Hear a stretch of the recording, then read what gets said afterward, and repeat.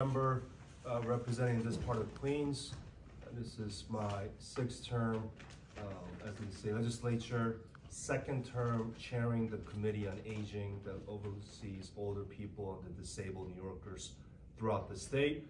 And in this capacity, I am very proud to, for 2 years in a row, fund KIPA for their initiatives that they put out for our community. KIPA, I've worked with Dr. George Liu and Peggy and others and the board for many years now.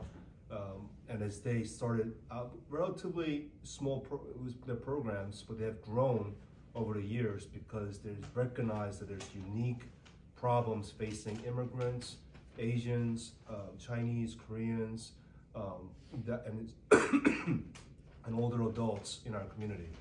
And they're able to innovate, they're able to fix markets that are failing our communities, and they continue to push forward solutions every day.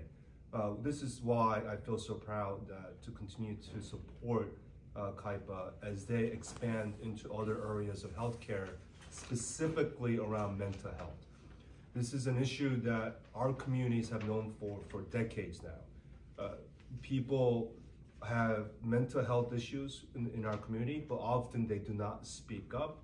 Often they feel ashamed, often they're judged, often they feel invalidated, and so they become more depressed. And by the time that they seek help, it may be too late. You know, they might not get the proper help.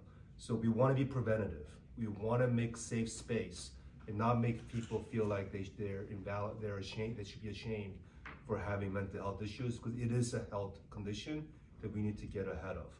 Especially now, coming out of COVID. Just think about what we've been going through for the last many years. It's crisis after crisis after crisis after crisis.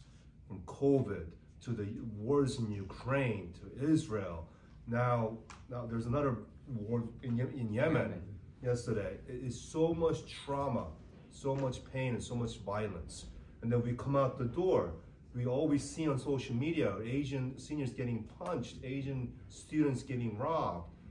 It's so much trauma and so much pain that people want to give up, people losing hope. And this is why a service like this is so critical to our community. And that's why I feel very proud that this year we're able to secure $30,000 dedicated for mental health for KIPA and create a model that works for all of our communities. Thank you, Dr. George Liu. Thank you, Ron. Thank you, Ron. Actually, I must say, Ron has been our friend for the entire Asian community. He has done so much for our community. It started the pandemics. He has been a role model for us to help fight against the Asian hate crimes. He goes all over the place trying to help us, trying to make people aware of the situation and how to correct the situation. Certainly now the mental health is what Ron said, after the pandemics, so many people depressed because the family died, and a lot of people feel there's no hope, especially on those people, the money earning family person who provide all the services for their own family, and then they died, and so all the family members become sick, a financial big loss, and not only this, the mental health issue, and also the money, the $30,000, we're also trying to help the family who has in great need, because suddenly there's nobody can provide a service for the family and people who died, and the burial fee. All these things are very, very important for the Asians, and the contribution from Ron's services to us is tremendous. I really appreciate Ron did so much for us. Thank you. Thank you. Thank you. Dr. Ng, you want to comment? Yeah, I mean, Dr. Richard Ng is our Medical director. medical director, 是我们的医疗总监，吴医生。 so it has been well said by Dr. Liu and Ron, and mental health has been a problem for a long, long time. It's just that I think we have been neglecting it for a long time. you know, a lot of the facility has been closed and they are all underfunded. I think, you know, it's about time for us to fix it. You know, it's never too late, but with appropriate funding, I think, you know, we can manage many of these problems appropriately and prevent any further deterioration of the situation.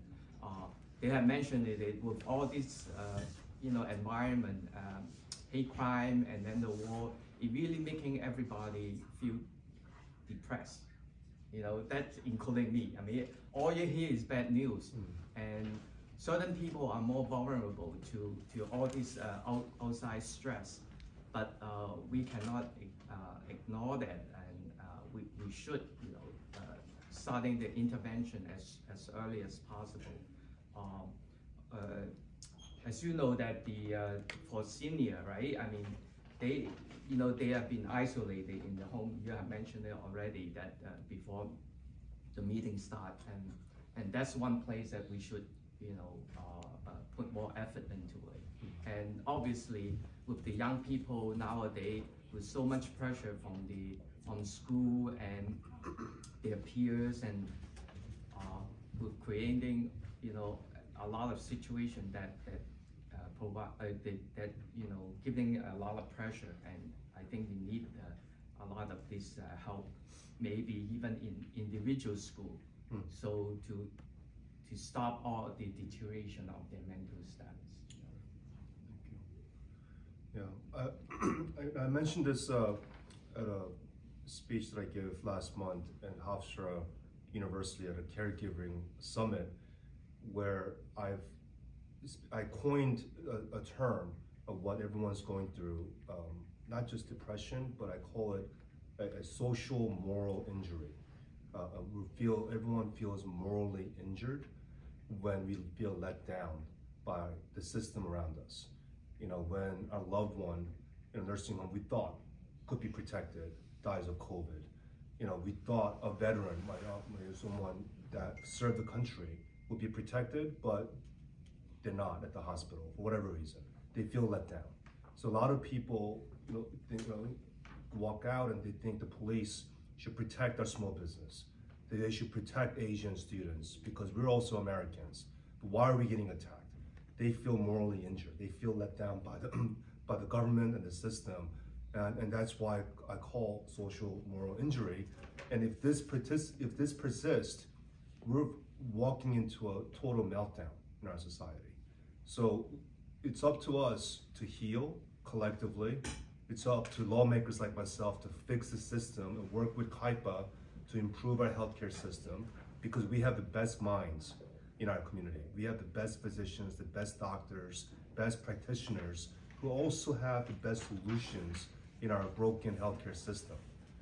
So between that and the mental health piece that gives individuals the power to heal, so we can work together to come back to the community, to come back to society, so we can continue to be productive together again.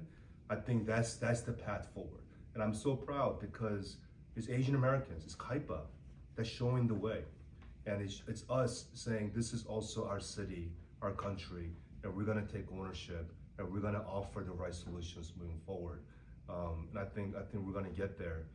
And we're waiting for still Peggy to stop by, or? Yeah, we have our social worker come out. Okay. So I will do a little brief introduction how we are going to spend your budget. Okay. Okay. Thank you again, Ram, for giving us this grant, which is priceless for our community. This is the great support that we get from the state government, and thank you for Ram's office to fighting for our community in that way.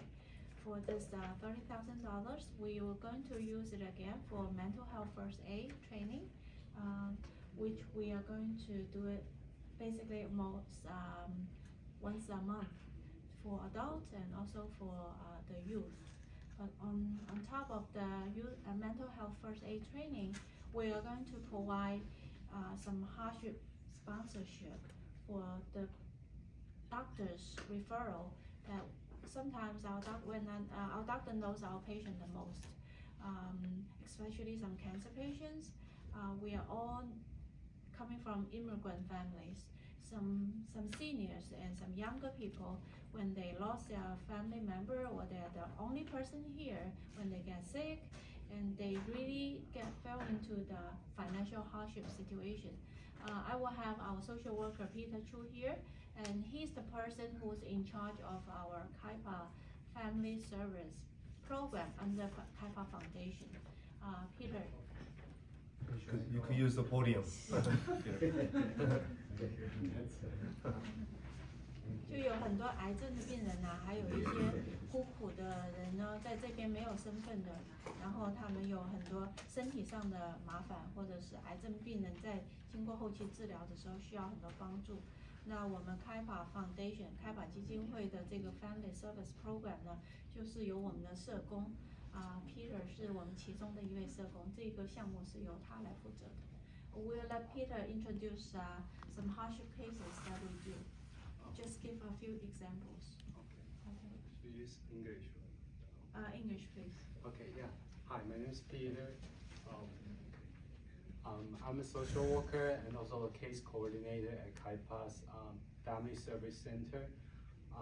We serve around 60 to 70 clients each year, and most of them are elderly and with 80% of them with serious illnesses, like stroke, on dialysis, or with cancer, stage 3 or stage 4. And we provide hot meal, food pantry, also financial assistance, because most of them are from low-income families, and most of them are immigrants. And we help them regardless of their immigration status.